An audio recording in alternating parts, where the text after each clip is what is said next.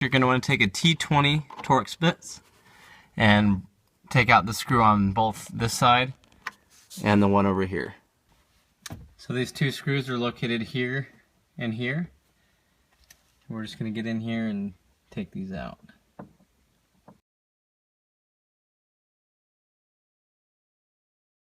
So this is the stock headlight knob, and I just wanted to show you while it's off of the car kind of how you take it off. You need to get a 90-degree pick or some piece of metal, and you just put it down in this slot and you pull down.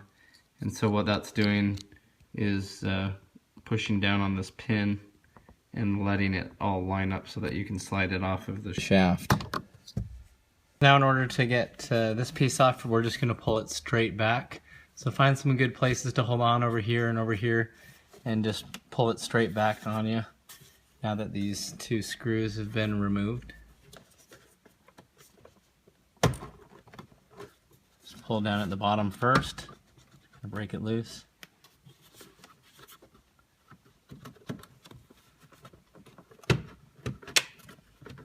Just pull straight out.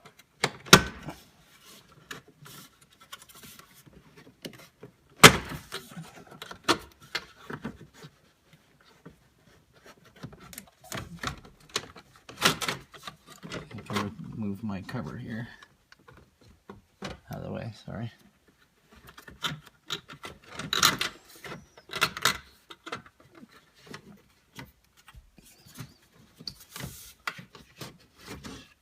Okay, so that bezel just comes out of the way there. So in order to give us a little bit more room with the boost line as it plugs into the back of the gauge cluster, we're going to go into the glove box. And you're going to push these two tabs inward. There's one on this side, one on the other. As you push both of those together, it will allow you to drop this glove box out of the way. And you're going to locate your boost line in here. Here's the boost line. Now, it's the yellow line that comes through here. I've already teed into it for one of my other wideband gauges that also has a boost gauge on it. But basically what you want to do is just unplug it, and that'll give you a little bit more slack as you work around it. So we're going to go ahead and unplug it here just by pulling it apart off this, off of the T. Okay, so now this is the yellow line that goes up back behind the dash. Now as you go through here, you will periodically find these clips, and you will have to undo them in order to actually give yourself the freedom that you need. So basically, spread this little V-clip area away. So now we're no longer attached here. So coming in back in here, the next clip that you're going to want to undo can be found up in here in this area. So follow that line, this yellow line up in here. So here's another one of these clips. And once again, you're lifting up and you're unraveling it from the orange line. So this is what the clips look like here. You have the orange line going through, and in order to free it, you spread it and pull the orange line up and out. So now we're going to take our T20 bit and we're going to go after these 4 black screws that are on the outsides, and that way we'll be able to lift the whole gauge cluster out and work on it on a workbench. There's one there, and then over on the other side, top and bottom as well.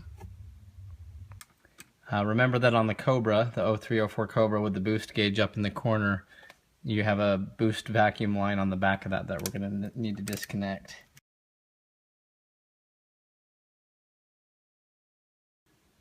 So with those 4 screws out of the way, the entire instrument gauge cluster can be removed.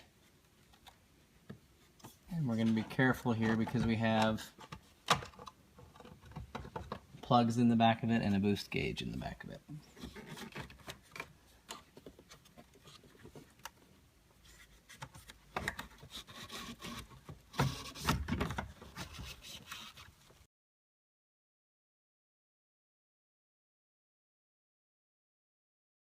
So this is the back side of the gauge cluster, and just to kind of show you what it's made up of, you have your connectors here on the sides, and that's what we unplugged towards the top, one on each side. Then below it, this is the boost gauge adapter, so that's where the vacuum line goes for that.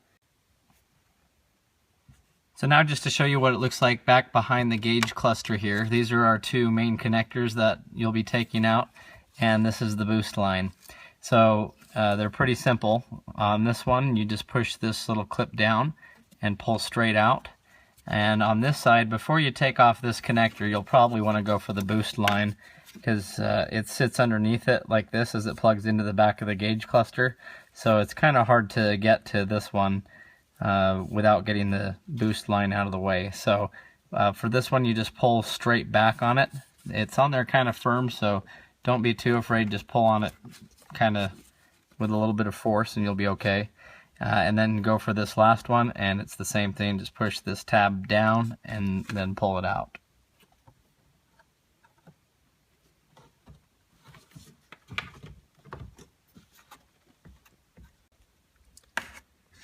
So as you're reaching behind on this side, you can see right behind the boost gauge is where the vacuum line is.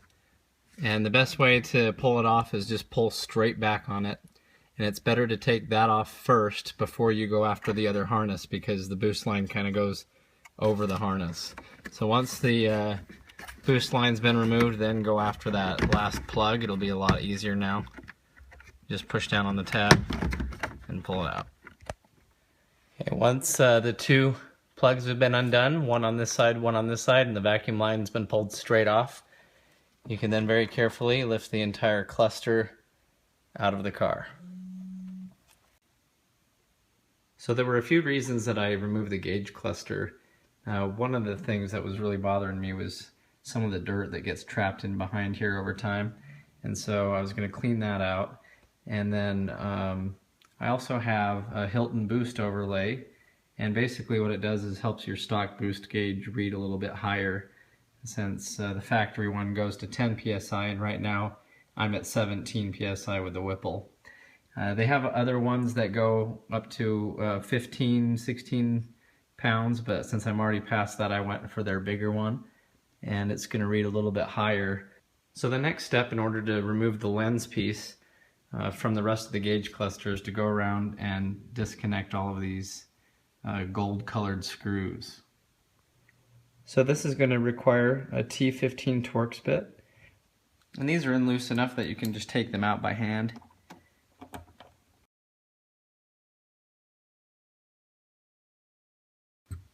Okay, now the face will just lift right off. We'll probably use a little compressed air to spray inside here and get all that out and clean it up real well.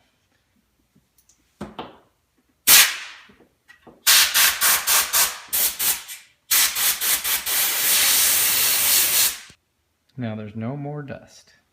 So now everything's ready to be put back together, and it's just reverse order. So now we're just lowering our bezel back into place, and you may need to lift up a little bit on the boost gauge if it's gone past the 0 mark enough.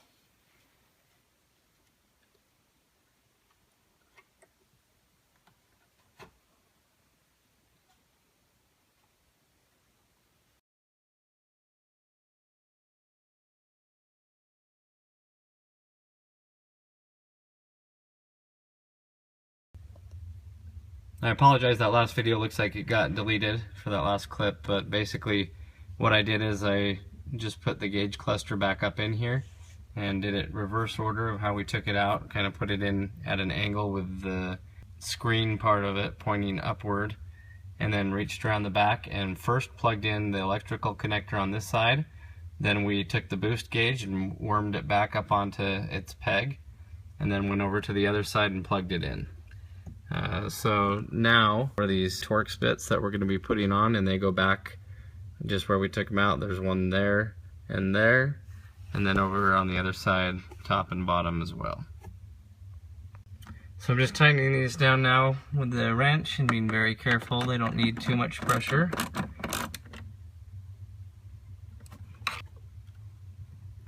Now come in and reattach the yellow boost line back underneath the glove box, and then reattach the clips, and then just spread it out and put the orange wire back through that loop. Reconnecting the clips is a lot easier than taking it out. You just slide it back on through, just push straight down. Reinstall the glove box by putting these two tabs back together as you lift up. So now I'll just put this trim piece back in, and it just goes straight into here. Just line it up and push it straight in. So I've just lined this up and I'm just pushing it straight in until it clicks.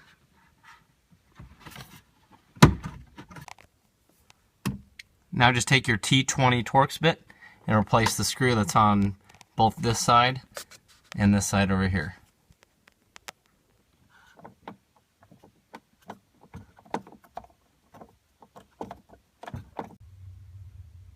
Now I have an aftermarket headlight knob, and so it goes on just a little bit differently. You slide it over the post and then you just tighten down that screw with this Allen.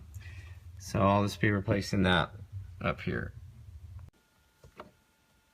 So if you are reinstalling this style, just make sure that the screw portion that comes out will lock down onto one of the flat edges of this triangular bar. So just use the Allen to tighten it. You're good to go.